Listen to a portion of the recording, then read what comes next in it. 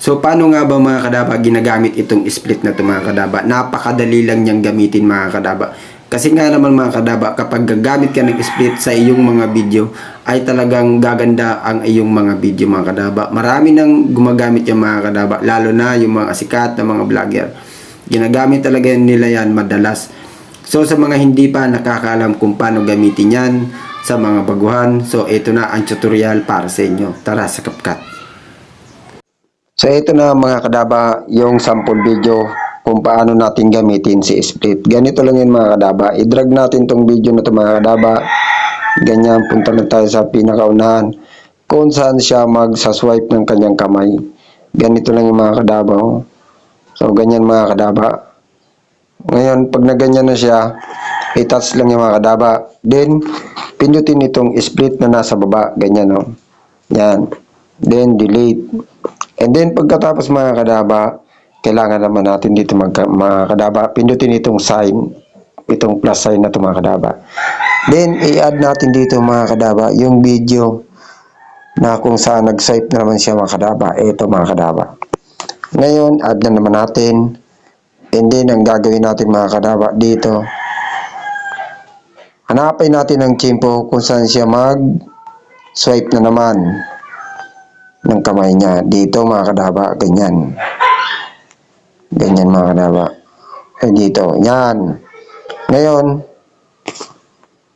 mga kadaba ang gagawin natin, i-touch lang yan mga kadaba, then split, then delete. So, ganun lang mga kadaba, ginagamit yung split. So, pindutin natin itong plus sign. Ngayon, ang susunod dyan mga kadaba, i-click natin itong mga kadaba, itong isang video na naman. Yan, ito. Ito mga kadaba, itong nasa taas. Ayan. So, ito mga kadaba, hanapin naman natin dito yung tamang tiyempo mga kadaba. Yan. Kung saan siya mag-swipe na naman ng kanyang kamay. Dito mga kadaba. So, ganyan. So, ganyan lang mga kadaba, ginagamit yung split. Yan mga kadaba. At pagkatapos, i-click na naman natin tong plus sign. At hanapin natin yung isang video na ginawa naman natin kanina. Asan na ba yun? Ito mga kadaba. Then add. So dito lang mga kadaba, ganun ulit ang gagawin natin. Hanapin natin yung tiyempo kung saan siya maglalapat ng kamay niya. Dito mga kadaba. Dito.